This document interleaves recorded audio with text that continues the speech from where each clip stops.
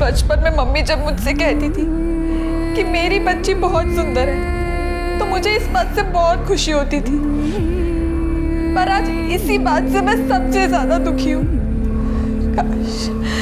काश भगवान मुझे बदसूरत बना दे ताकि कोई मुझे देखना भी पसंद ना करे, या तो मेरे माँ बाप मुझे लौटा दे जिनके होते हुए मुझे जबरदस्ती छूना तो दूर, कोई घूर के भी ना देख सके।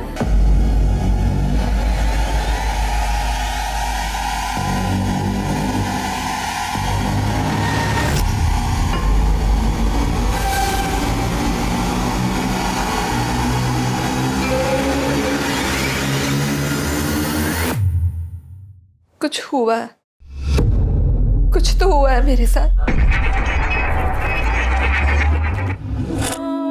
मेरे इस शरीर के साथ, पर क्या, कब, किसने, कुछ समझ नहीं आ रहा।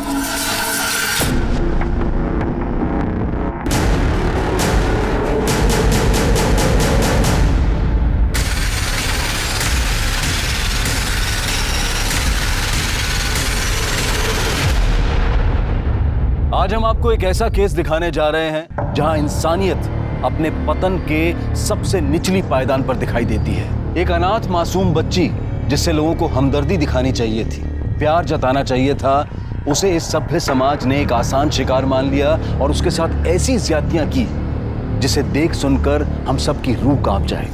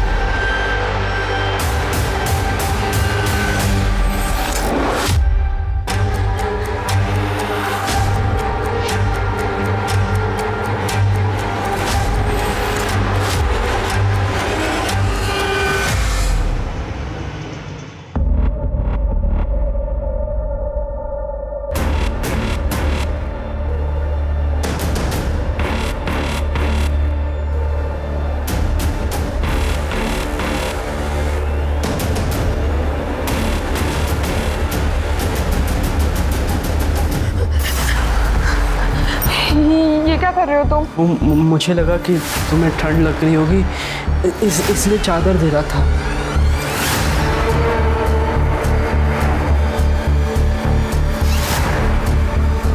क्या कर रहा था तू? तुझे शर्म नहीं आती? अरे तेरी बुआ की बेटी है वो, तेरी बहन है वो, और तू? अरे ऐसा कुछ नहीं है जैसा आप सोच रही हो।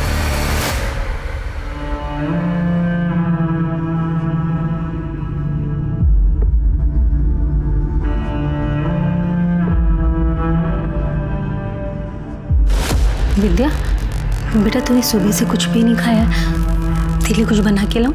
हाँ, कुछ तो खा ले बेटा।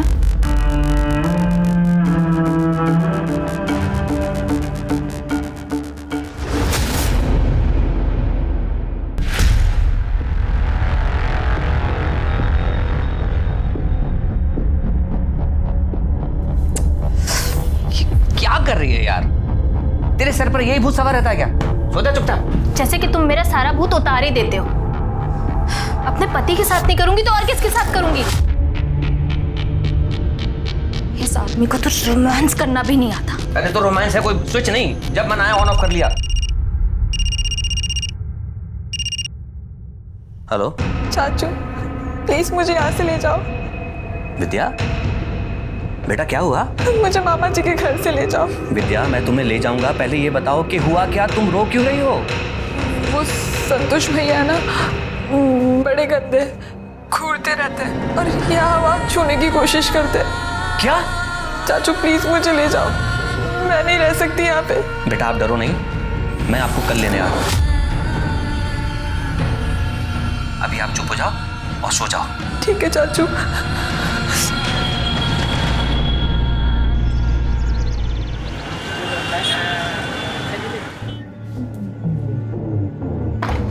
विद्या, विद्या।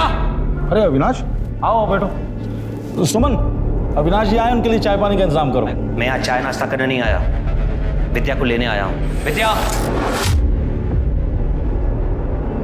भाई साहब, अभी अभी तो आप आए हैं, क्या बात है, बैठिए ना। विद्या चल। एक मिनट, क्या कर रही तुम? चल क्या रहे हैं? खबरदार, जो विद्या को रोकने की कोशिश की, दिखावा तो दोनों ऐसे कर रहे हो जैसे तुम्हें पता ही नहीं इस घर में क्या हो रहा था। नाटक करके दिखा रहे हो मेरे सामने। चल। अविनाश, जब वो बहन ही नहीं है ना जिसकी वजह से रिश्ता था, तो अपनी हद में रहो। कहीं ऐसा ना हो कि यहाँ से बेइज्जत होके जाना पड़े तुम्हें। पहले अपनी इज्जत करना सीख ले। ये तो तेरी बहन की बेटी है ना, इससे तो रिश्ता था ना तेरा। नीच आदमी इस रिश्ते की लाज रख लेता। गलती तुम लोगों की नहीं, गलती मेरी है जो इस बच्ची को इस घर में तुम लोगों के साथ रहने दिया। और तू साले, आज के बाद आंख उठाकर भी लड़की को देखो ना तो अच्छा नहीं होगा।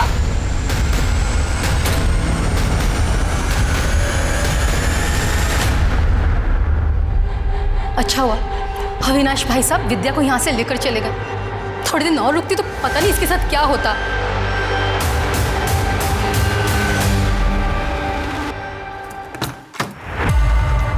आजा बेटा। नमस्ते चाची। मैंने मना किया था ना, फिर भी आप इसको ले आए। मैं तुम्हें कह देती हूँ, मैं इसकी जिम्मेदारी नहीं उठाने वाली, समझे तुम? तुमसे जिम्मेदारी उठाने के लिए कह कौन रहा है? मैं ख्याल रखूंगा इसका।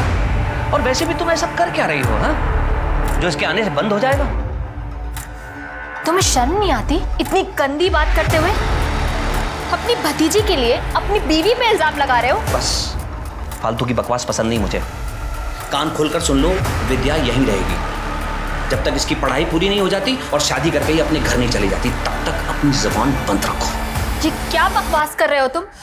चाची प्लीज, मैं आपके पैर पड़ती हूँ, प्लीज मुझे यहाँ रहने दो। अब जो बोलोगी मैं वैसा करूँगी, घर का सारा काम कर दूँगी। मुझे मामा जी के यहाँ नहीं जाना है, प्लीज मुझे यही रहने दो, प्लीज चाची। हट, छोड़ पैर मेरे। ये क्या नाटक लगा रखा है चाचा भतीजी ने? जो करना है कर, भाड़ में जाओ।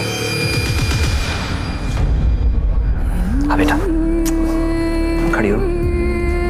अपनी चाची की बातों को दिल पे मत लगा। आजा अपने कमरे पे चल।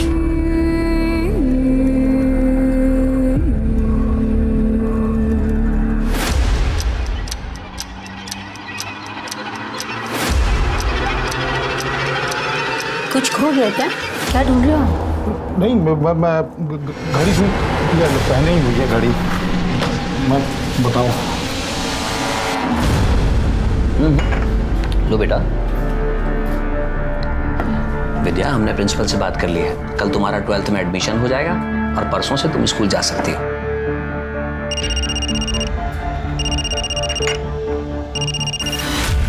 हेलो, विद्या से बात करा मेरी। विद्या को तुमसे कोई बात नहीं करनी। देख, ज्यादा कलेक्टर बनने की कोशिश मत कर अविनाश। वो तेरी भतीजी है तो मेरी भांजी भी है। मामा उसका मैं। मामा नहीं साले, कंस मामा है तू। मुझे अच्छी तरह पता है तेरे घर में विद्या के साथ क्या हुआ। और कान खोलकर सुन ले, अब तुमने दोबारा परेशान करने की कोशिश की ना तो मैं पुलिस स्टेशन चला जाऊंगा तेरी कंप्लेन करने। और एक बात और, तुम लोगों का विद्या से कोई रिश्ता नहीं। रखो।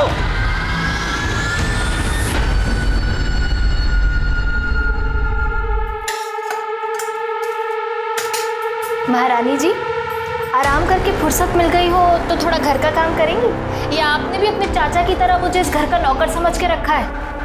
ये ले, चुपचाप ये खाना खा और ये सारे बर्तन मांज, समझी? और अगर बिना किचन साफ किए गई ना तो याद रखना।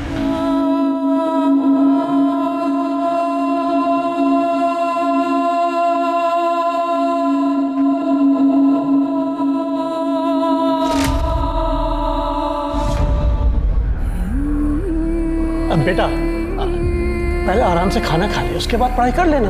पापा मुझे नहीं खाना है, कल मेरा एग्जाम है और आपने मुझे रिवीजन नहीं कराया ना तो मैं फेल हो जाऊंगी। बेटा, खाना नहीं खाएगी तो पेपर कैसे दे पाएगी? देख, मैंने तेरे मनपसंद की सब्जी बनाई है।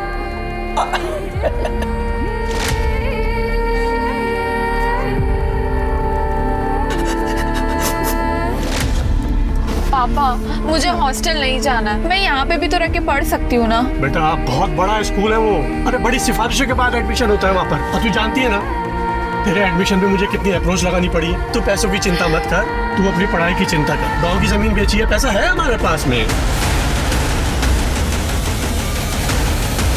इकलौती बेटी है तू हमारी, जमीन नहीं भी बिकती ना।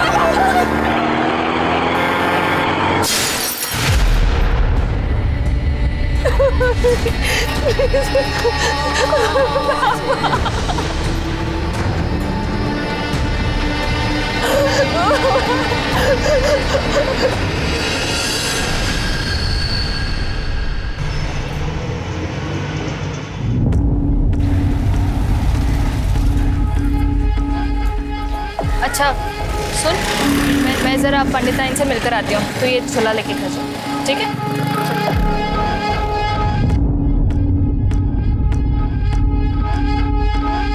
तो प्रसाद मैडम का बेटा है ना?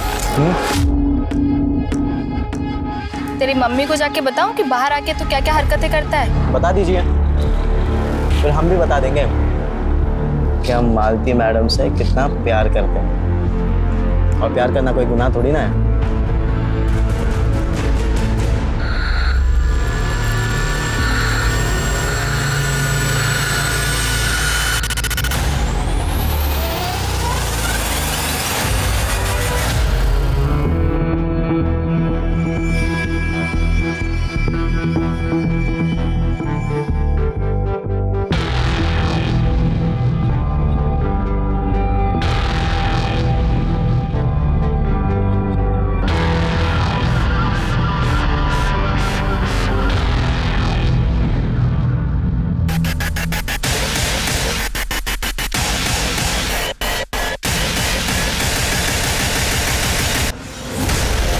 विद्या, जिसके माता पिता उसे हर तरह की खुशी और सुरक्षा देना चाहते थे, वो अब इस दुनिया में नहीं रहे और विद्या लाडली बेटी से अनाथ बन गई और अपने रिश्तेदारों की मोहताज हो गई। जहां उसके रिश्तेदारों को, समाज को उसके प्रति संवेदनशील होना चाहिए था, वहीं वो उसके एकदम विपरीत अत्याचारी बन गए। विद्या एक मासूम बच्ची जो पहले से ही दर्द में थी, लोगों ने उसकी रूह तक को नोच खाने का प्लान बना लिया था।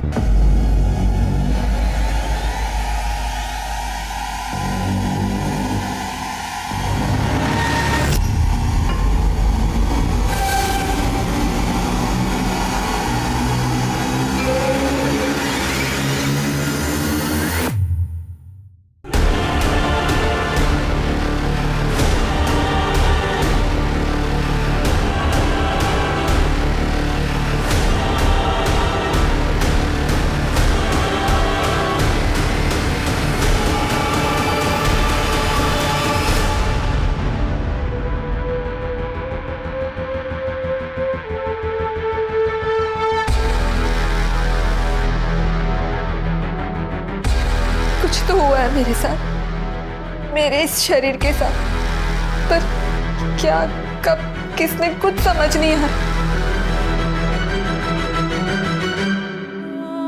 क्या मैं एक मांस का टुकड़ा हूं जिसकी ना कोई इच्छाएं है ना कोई जज्बात?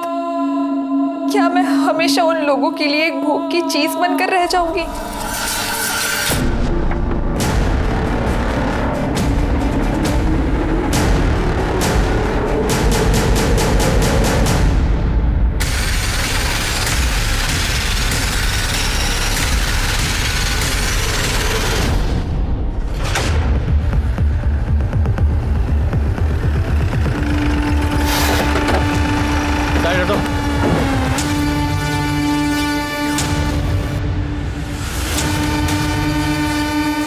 सर क्या लगता है सुसाइड है? मिश्रा, इतनी जल्दी में क्यों हो? पहले आसपास चेक करो, छानबीन करो, देखो कुछ पता चलता है तो। बॉडी नीचे उतारो।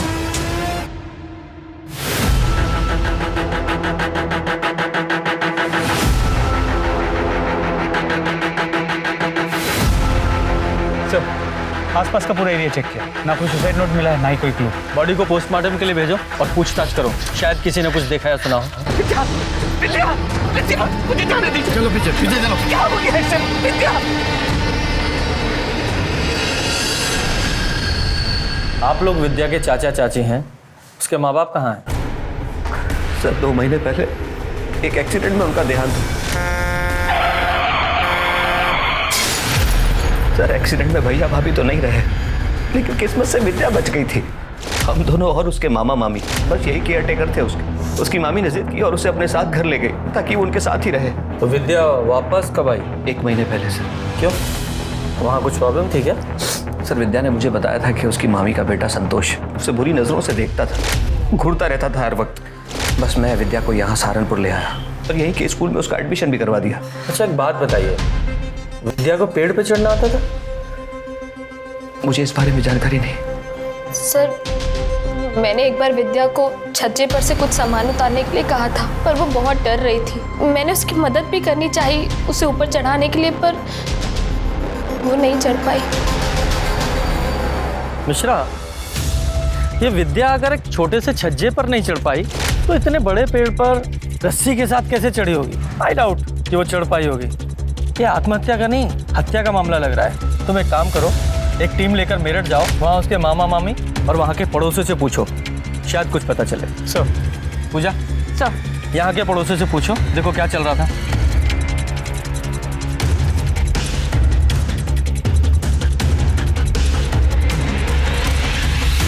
विद्या को पेड़ से लटका के मार दिया गया। किसने मार दिया? कौन सी बच्ची थी वो? बिना माँ बाप की बेटी को मारते हुए उस पे तरस नहीं आया उसे? हो गया तुम लोगों का नाटक।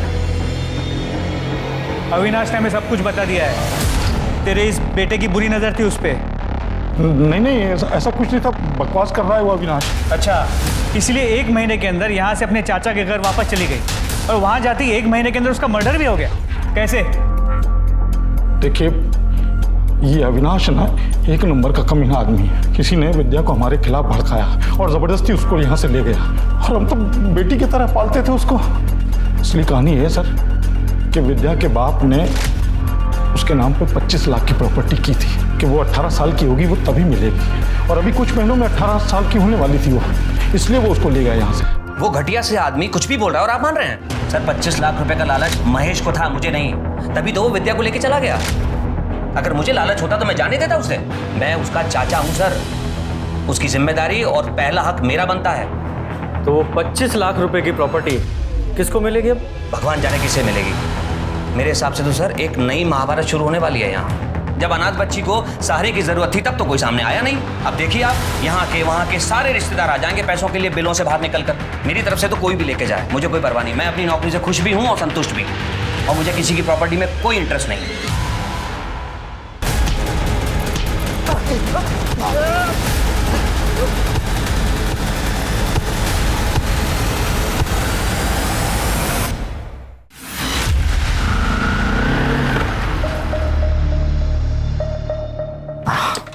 क्या है, जब देखो सब्जियां ढोते रहती हो। चलो बैठो, लॉज लेके चलता हूँ तुम्हें, मजे करा के लाता हूँ। पुलिस ने हमें साथ में देख लिया ना तो हम दोनों के पीछे पड़ जाएगी। सुन, भूल जा मुझे और आइंदा मुझसे मिलने की कोशिश मत करना, समझा? ये पुलिस का चूना ना हमें नहीं किसी और को लगाना, समझे? और मुझे तुमसे जो भी चाहिए, जब भी चाहिए, तुम्हें देना पड़ेगा। एक बार मैं बात समझ में नहीं आती क्या? कहा ना नहीं जाऊंगी तेरे साथ, अब चुपचाप यहाँ से निकल, बेवकूफ कहीं का।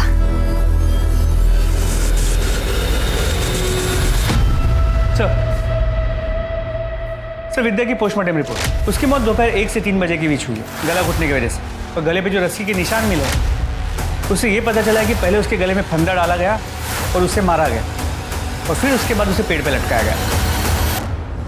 मिश्रा, फिर तो रस्सी पर कातिल की उंगलियों के निशान और विद्या के स्ट्रगल के निशान दोनों मिलने चाहिए। जी सर, रस्सी पे विद्या के फिंगरप्रिंट्स हैं, उसके स्ट्रगल के निशान भी है, लेकिन कातिल के फिंगरप्रिंट्स नहीं है। सर, लगता है उसने ग्लव्स पहने थे। इसका मतलब ये पक्का मर्डर है, क्योंकि अगर विद्या ने पेड़ पर चढ़कर फांसी लगाने की कोशिश की होती और ऊपर से कूदी होती तो उसकी गर्दन की हड्डी टूटी होती।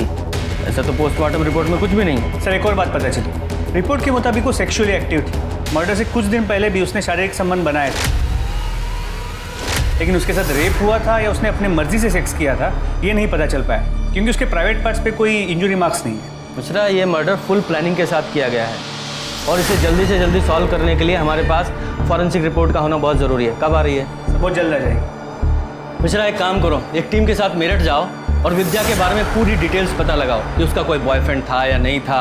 अगर कोई बॉयफ्रेंड नहीं था तो कोई ऐसा आदमी जिसकी नज़र उस अनाथ और अकेली लड़की पर थी, क्योंकि अविनाश के बयान के मुताबिक उसके मामा का लड़का संतोष उसकी विद्या पर गंदी नज़र थी। तब तक हम यहाँ अविनाश के साथ पूछताछ करते हैं, क्योंकि पोस्टमार्टम रिपोर्ट के मुताबिक मरने के 4-5 दिन पहले विद्या के साथ सेक्स हुआ था। तो हो सकता है वो आदमी यही हो जिसने उसके साथ ये सब किया। सर वैसे मरे हुए इंसान के बारे में बुरा नहीं बोलना चाहिए, पर सर विद्या की चाल चलन ठीक नहीं थी। वो सर मोहल्ले के हर जवान लड़के पर डोरे डालती थी। सर पता नहीं क्या जादू करती थी कि सारे जवान लड़के उसके पीछे घूमने लगते थे।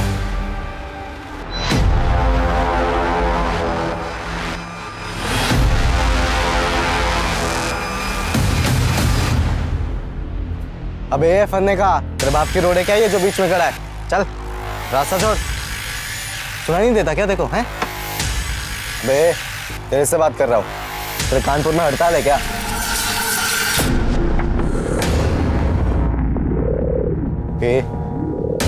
कौन है बे तू? नगर सेवक का बेटा हूँ मैं। अबे क्यों मार रहा है?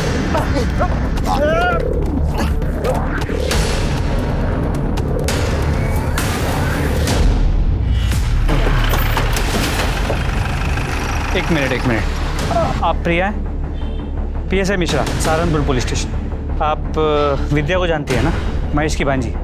देखिए वैसे भी हमें पता चला था कि विद्या जब तक यहाँ थी आपकी बहुत अच्छी दोस्त थी।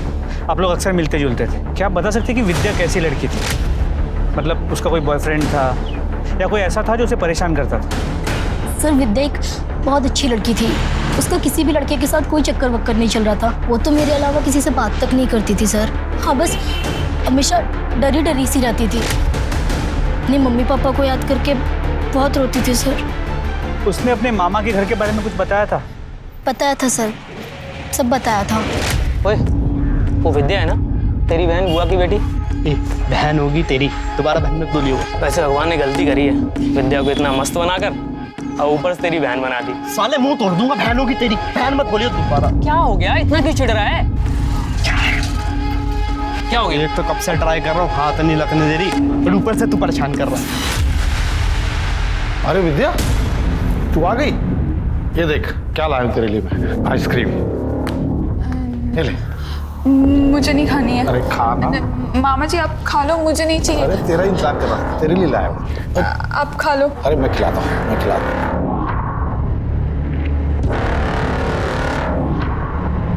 मामी ने मुझे काम के लिए बोला था, मैं जा रही हूँ।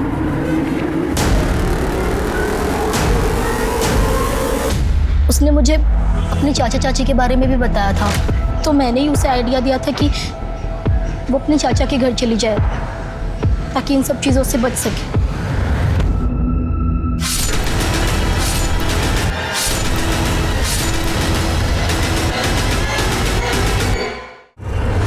मतलब विद्या के बारे में दो तरह की इंफॉर्मेशन सामने आ रही है। एक कि वो सीधी सादी और डरी सहमी लड़की थी, और दूसरा इसका उल्टा कि उसका कैरेक्टर खराब था, जो कि हो सकता है किसी का पर्सनल ओपिनियन हो। लेकिन महेश और संतोष के बारे में दोनों बार सेम इंफॉर्मेशन आई कि दोनों का बड़ा घटिया कैरेक्टर था।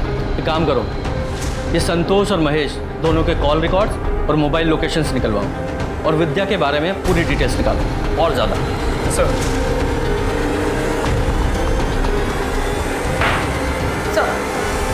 अविनाश सिसोदिया के पड़ोसियों से पता चला है कि मालती विद्या को बिल्कुल पसंद नहीं करती।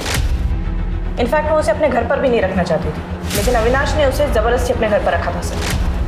पूजा लेकिन इतनी इन्फॉर्मेशन काफ़ी नहीं है। इस मालती के बारे में और डिटेल्स निकालो।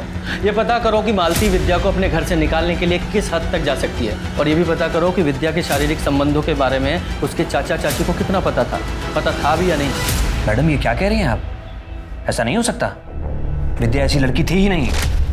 ऐसा हम नहीं, विद्या की पोस्टमार्टम रिपोर्ट कह रही है। विद्या को कोई बॉयफ्रेंड, कोई अफेयर वगैरह? मुझे क्या देख रहे हो? मुझे क्या पता स्कूल जाने के नाम पे क्या क्या करती थी। बताओ, 1 महीना भी नहीं हुआ और क्या क्या सुनने को मिल रहा है। पता नहीं मेरठ में भी क्या क्या गुल खिला के आई होगी। मुझे तो शुरुआत से ही लगता था, शक्ल से जितनी सीधी लगती है ना, अंदर से उतनी घुन्नी होगी। ठीक है, फिलहाल हम जा रहे हैं, जरूरत पड़ने पे दोबारा आएंगे।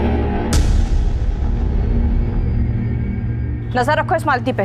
विद्या का तो पता नहीं, लेकिन ये मालती ना शक्ल से सीधी है ना हरकतों से। बहुत कुछ छुपा रही है ये औरत। सर विद्या की फोरेंसिक रिपोर्ट से पता चला है कि उसके पेट में और खून में केमिकल के ट्रेसेस मिले। सर ये केमिकल खास तरह की जड़ी बूटी में पाया जाता है, इसका स्वाद मीठा होता है और अगर किसी को बिना बताए खिलाया जाए उसे पता भी नहीं चले। और सर सबसे बड़ी बात, इसे खाते ही आदमी कुछ ही वक्त में बेहोश हो जाता है। इसका मतलब ये भी हो सकता है कि विद्या के कैरेक्टर के बारे में जो भी कहानी सुनाई जा रही है वो पुलिस को जानबूझकर गुमराह करने के लिए सुनाई जा रही है। हो सकता है यही केमिकल देकर उसको पहले बेहोश किया गया, फिर उसके साथ रेप किया गया, तभी विद्या के शरीर पर कोई स्ट्रगल के निशान नहीं मिले। एक काम करो, मेरठ और सहारनपुर के जितने भी ये जड़ी बूटी बेचने वाले ना, इनसे पता करो, हो सकता है कोई क्लू मिले। सर टावर लोकेशंस के हिसाब से जिस दिन विद्या की मौत हुई थी उस दिन संतोष और महेश दोनों सहारनपुर के गोविंदपुर में मौजूद थे। तो हो सकता है इन दोनों ने ही इस विद्या का मर्डर किया हो। उठाओ सालों को।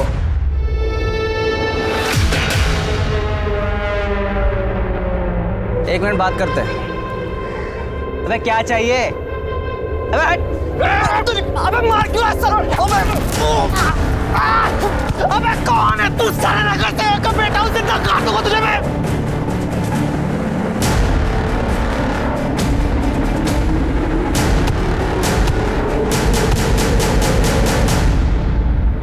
मेरे दोनों बच्चों पर जानलेवा हमला हुआ और अभी तक आपने किसी को अरेस्ट नहीं किया। लगता है आप लोगों को आपकी नौकरी प्यारी नहीं। मैम 2 मिनट शांत रहेंगी आप? तो डिटेल में बताओ क्या हुआ था तुम्हारे साथ? सर मैं रोड पे जा रहा था, तब ये चेहरा ढका हुआ आदमी मेरे सामने आया और मुझे मारने लगा। सर कौन है वो आदमी जिसने इन दोनों भाइयों को जान से मारने की कोशिश की और क्यों? सर हो सकता है इसका विद्या के मर्डर से कोई लेना देना हो। कौन विद्या? हम किसी विद्या को नहीं जानते। नहीं सर। सर ऐसे सर ये तो इस महेश की बीवी है सुमन। ये मेमोरी कार्ड मुझे मेरे अलमारी से मिला। जब मैंने इसे अपने फ़ोन में डाला तो विद्या के कुछ फ़ोटोज़ और वीडियोज़ मिले नहाने के, जो मेरे पति और बेटे ने निकाले। सर सिंह गलती हो गई सर, बहुत बड़ी गलती हो गई।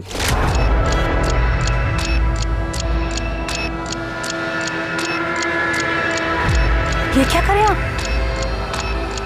पता नहीं, नेटवर्क नहीं मिल रहा है। क्या हुआ? सब समझती हूँ मैं। अरे भांजी है आपकी सगी बहन की बेटी, आपको शर्म नहीं आती है सब करते हुए? क्या बकवास कर रही है तू? मैं सोच भी नहीं सकता हूँ ऐसा। हेलो सुमन सब भाग गई थी, लेकिन उसे ये नहीं पता था कि मैंने विद्या की नहाते हुई फोटो खींच ली है और अपने मेमोरी कार्ड में डाल के अपने अलमारी कपड़ों के पीछे छुपा दिया। मैं उस फोटो का फायदा उठा पाता उससे पहले विद्या अपने चाचा के साथ यहाँ सहारनपुर चली आई सर, और मेमोरी कार्ड भी गायब था। मैंने पूरे घर में मेमोरी कार्ड ढूंढा सर, मुझे नहीं मिला। मैंने विद्या से बहुत बार पूछा, लेकिन उसने मना कर दिया कि उसके पास मेमोरी कार्ड नहीं है। विद्या, उन्हें अलमारी से मेरा मेमोरी कार्ड चुराया ना? निकाल। नहीं मामा जी, मुझे कोई मेमोरी कार्ड नहीं पता। प्यार से बोले, तुझको समझ नहीं आ रहा? कार्ड निकाल। मुझे नहीं पता मेमोरी कार्ड, सही में मुझे नहीं पता। तेरी वजह से कोई प्रॉब्लम हुई ना तो जान से मार दूंगा तुझे। उसे डरा धमका के हम लोग वापस मेरठ चले आए। वापस चला गया? झूठ बोलता है। विद्या को डरा धमका कर वापस गया था या मर्डर करके? नहीं सर, हमने किसी को नहीं मारा है सर। तो फिर ये तू भी सपने देखता था ना उसके साथ सोने के? हमने ये भी पता किया है कि तूने उसे दोस्तों के जरिए उसे बदनाम किया था। हाँ, उसका कैरेक्टर खराब करना चाहता था तू। सर मैंने उसे नहीं मारा सर। एक्चुअली मुझे कोई लड़की भाव नहीं देती थी, तो मैंने सोचा कि विद्या घर पर ही है तो उसे ही पटा लेता। फिर उसने भी मुझे भाव नहीं दिया तो मुझे गुस्सा आ गया और मैंने उसे बदनाम करना शुरू कर दिया। तेरी तो वो बहन थी ना? सर नहीं मारा।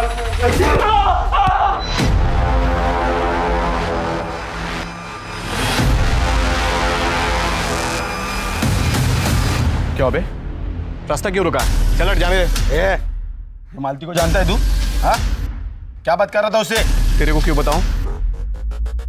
पुलिस किधर भागता है? तलाशी करो। ये सब जेब में लेके घूमता है, किसको मारा इसने? सर ये मेरा भाई है प्रकाश। और ये है वो पंच जिससे तुम्हारे भाई ने नितिन और अनिल दोनों को मारा। क्यों मिश्रा, इतनी आसानी से नहीं बोलेगा, थोड़ी खातिर करो इसकी। सर सर बताती हूँ। बताओ।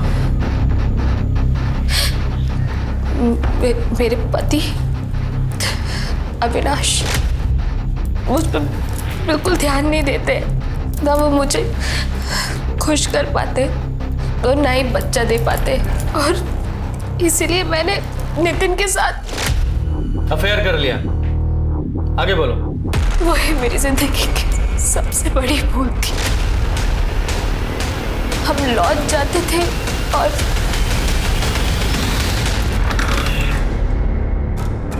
तुम लाल परी लग रही हो बिल्कुल। तुम यहाँ क्या कर रहे हो? बेडरूम बढ़िया है। किसी ने देख लिया तो प्रॉब्लम हो जाएगी। तुम अभी निकलो, मैं तुम्हें बाहर छोड़ कर आती हूँ। अरे इतनी क्या जल्दी है? आज तो मैं आपके लिए कैसी डील लाया हूँ जो सुन के आप नाचने लगोगे। मतलब आज तुम्हें खुश मैं नहीं, मेरा भाई अनिल करेगा। तुम्हारा दिमाग खराब हो गया है क्या? मैं कोई अरे हाँ, मुझे पता है कि तुम वैसे टाइप की औरत नहीं हो। तुम अभी इसी वक्त यहाँ से बाहर निकलो, और तुम्हारे मेरे बीच में जो कुछ भी था ना वो अभी इसी वक्त खत्म। अपनी शक्ल भी मत दिखाना मुझे। चलो निकलो यहाँ से। अरे अरे ठीक है, शक्ल नहीं दिखा सकते ना। ये वीडियो तो दिखा सकते हैं ना। मुझे लगा एक बार की बात है और फिर वो मुझे परेशान करना बंद कर देगा, लेकिन नहीं, वो मुझे हर दूसरे दिन ब्लैकमेल करने लगा, और फिर तो उसने हद ही कर दी। मैं नितिन की ब्लैकमेलिंग से परेशान हो गई थी सर। अभी तक तो मेरे पति को सिर्फ शक था, लेकिन अगर उन्हें पता चल जाता तो वो मुझे घर से निकाल देते। उन्होंने विद्या को भी मुझ पर नजर रखने को कहा था। एक दिन थक हार के मैंने सब कुछ अपने भाई को बता दिया, और उससे ये सब सुन के बहुत गुस्सा आया, और इसने उन दोनों भाइयों को बहुत मारा। एक गलती को छुपाने के लिए तुमने दूसरी गलती की, यानी कि दोनों भाइयों को अपने इस भाई से पिटवाया। तुम्हें ये करने के बजाय पुलिस के पास आना चाहिए था। खैर ये बताओ, विद्या को तुम्हारे इन सब चक्करों के बारे में पता था? बोल। एक बार उसने हम दोनों को लॉज से बाहर निकलते हुए देख लिया था।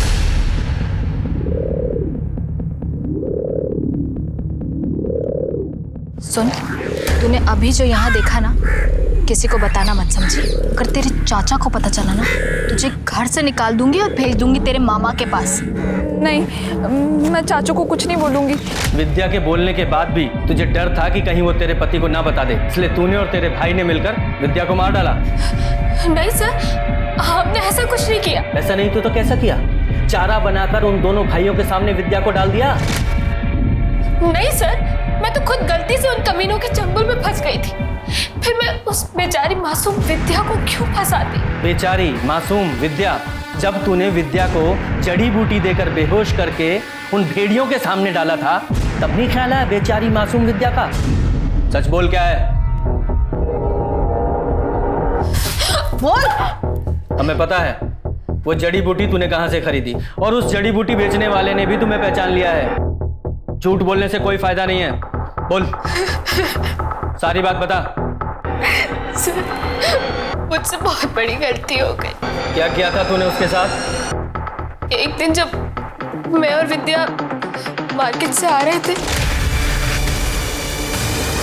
सॉरी। ये तू कहाँ जा रही है? अच्छा सुनना, मुझे इसके मजे चाहिए। बकवास बंद कर, वो बच्ची। अबे चुप, अम्मा बनने की कोशिश मत कर। तुझे जो कुछ भी करना है ना, मेरे साथ कर ले, पर प्लीज उसको छोड़ दे। पकड़ो भाई। तू कुछ दाल चावल खाती है क्या? नहीं ना। अगर मैं तेरा वो वीडियो इस सारे शहर में वायरल कर दूं, वो वीडियो अगर इस सारी दुनिया ने देख ली ना, तो वो प्रॉब्लम भी तेरे लिए छोटी नहीं है। क्यों फालतू का रिस्क ले रही है? कल हम घर आएंगे, सारी चीजें तैयार करके रखना। विद्या, ये ले तेरी चाय।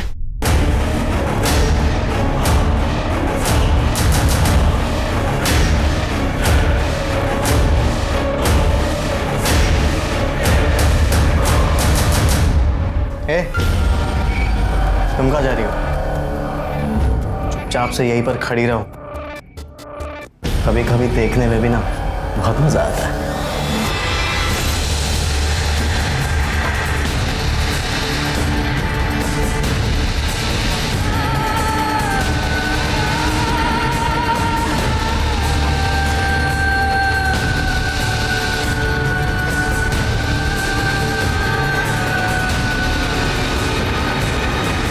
विद्या को जब होश आया तो उसे समझ में आ गया था कि उसके साथ कुछ हुआ है, लेकिन क्या हुआ है, किसने किया है, वो कुछ समझ नहीं पा रही थी।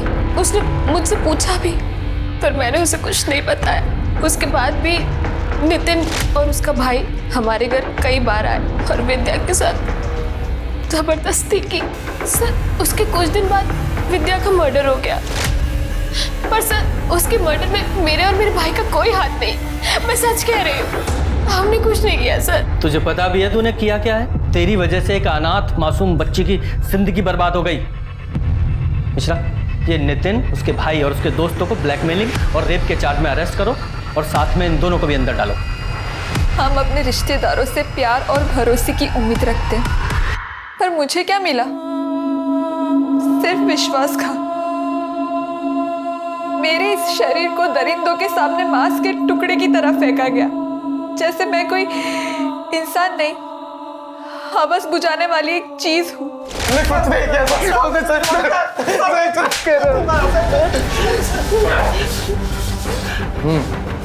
क्या बता? अबे बता ना, बोल, बता।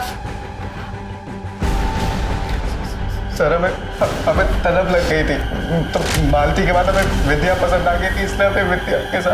इसलिए तूने मालती को ब्लैकमेल किया और विद्या के साथ रेप किया, और तुम लोगों का भांडा ना फूट जाए इसलिए उसको मार डाला।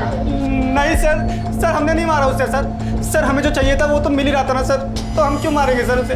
सर वो तो ना हमारी शक्ल पहचानती थी ना नाम जानती थी। विद्या तुम्हारे नाम और शक्ल नहीं पहचानती थी, लेकिन मालती तो तुम्हें अच्छे से जानती थी ना। सर हमने नहीं मारा है विद्या को, और जिस वक्त विद्या का मर्डर हुआ था तभी तो हम सिनेमा हॉल में फिल्म देख रहे थे। सिंह, इनकी अच्छे से तोड़ाई करो। मिश्रा, इनकी सिनेमा हॉल वाली स्टोरी की अच्छे से जांच करो कि इसमें कितनी सच्चाई है। जी सर।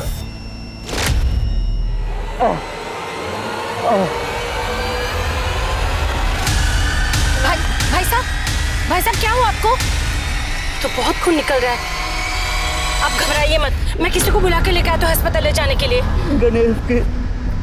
गणेश क्या? गणेश? गणेश के? अरे ये तो मर गया।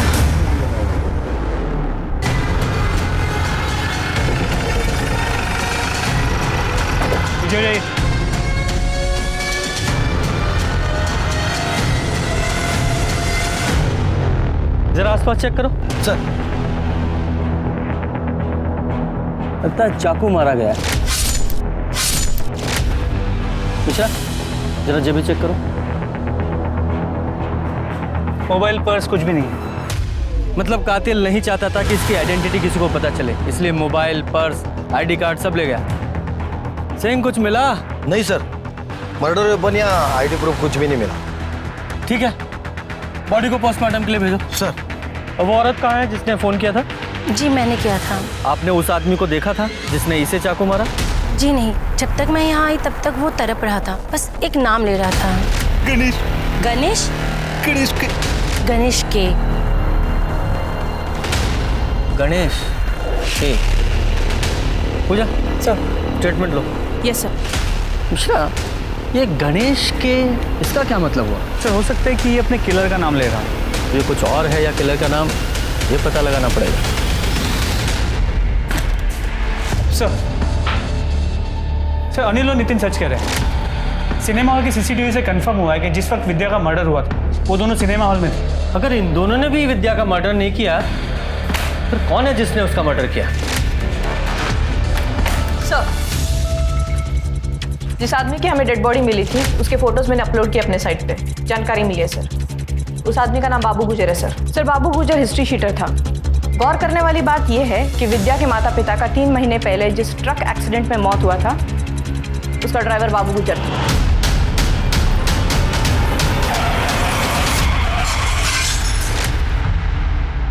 और एक बात, बाबू गुजर पिछले 6 महीने से फरार था, वांटेड क्रिमिनल था सर। ये बाबू के ट्रक से विद्या के माँ बाप की गाड़ी का एक्सीडेंट होना और इस बाबू का यहाँ गोविंदपुरा में जहाँ विद्या रहती है यहाँ मर्डर होना महज इत्तेफाक नहीं हो सकता।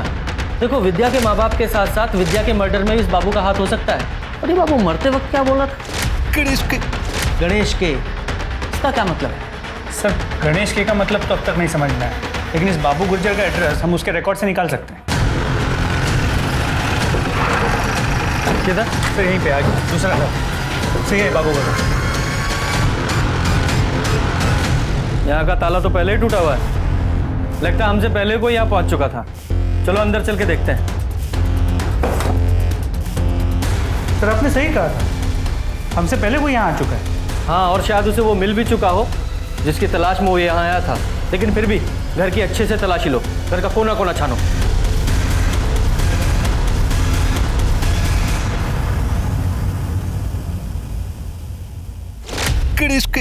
गणेश के गणेश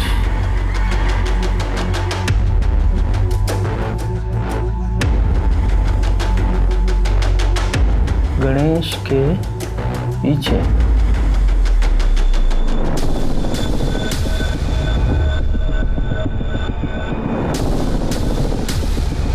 सर ये तो स्पाई कैम है, कैमरा है, इसे वीडियोस रिकॉर्ड होते हैं। सर कहीं बाबू मरने से पहले इस पेन के बारे में तो नहीं बताना चाहता था? हो सकता है कातिल ने इसी की तलाश में इस घर की यह हालत की है और इसी में कुछ ऐसा रिकॉर्ड है जिसकी वजह से बाबू की जान गई।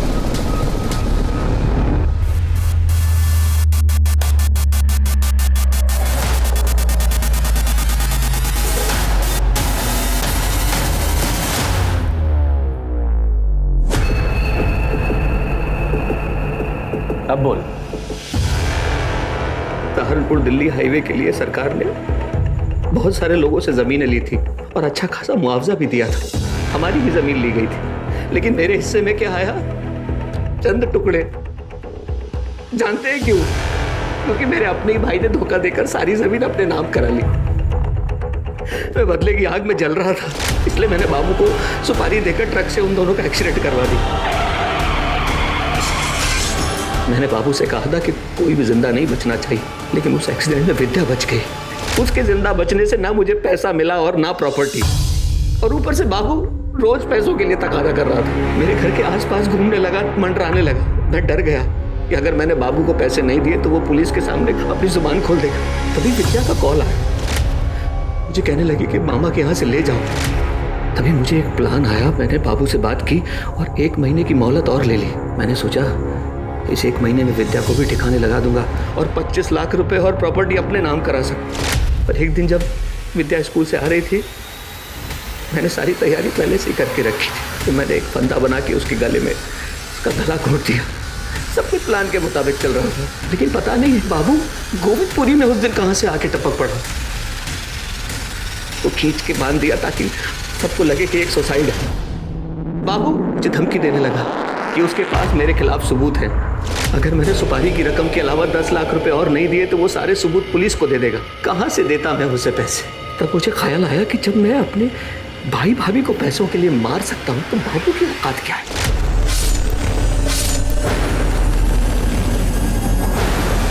बाबू तो मर गया, लेकिन सबूत भी तो मिटाना जरूरी था। इसलिए मैं बाबू के घर गया, ताला तोड़ा, पूरे घर की तलाशी ली, लेकिन सबूत नहीं मिला मुझे। तुझे वो सबूत इसलिए नहीं मिला क्योंकि वो सबूत पुलिस को मिलना था। हम ये तो सोच सकते थे कि विद्या का कातिल एक न एक दिन पकड़ा जाएगा, पर कभी ये नहीं सोचा था कि एक ही परिवार के, एक ही खानदान के इतने सारे लोग एक साथ कमीने होंगे जो उस बच्ची पर तरस नहीं खाएंगे बल्कि उसका किसी न किसी तरह फायदा उठाना चाहेंगे। चढ़ो सारी जिंदगी जेल में। अविनाश, महेश, संतोष, नितिन और बाबू जैसे लोगों को जानवर कहना दरअसल जानवरों के साथ ज्यादती होगी, क्योंकि जानवर भी तब हमला करता है जब वो असुरक्षित महसूस करता है या फिर अपना पेट भरना चाहता है। लेकिन किसी लाचार, मासूम, जरूरतमंद इंसान को सहारा देने से पहले हम उसका फायदा उठाने की सोचते हैं। जब भी ऐसी प्रवृत्ति, ऐसे विचार हमें अपने अंदर पनपते हुए दिखाई दें तो हमें तुरंत सतर्क हो जाना चाहिए, क्योंकि इसके परिणाम कभी भी अच्छे नहीं हो सकते। अब मैं अनूप सोनी आपसे विदा लेता हूं। फिर मुलाकात होगी क्राइम पेट्रोल सतर्क में एक और नए केस के साथ। तब तक अपना और अपने परिवार का ख्याल रखें, सतर्क रहें, सुरक्षित रहें और देखते रहें क्राइम पेट्रोल सतर्क। जय हिंद।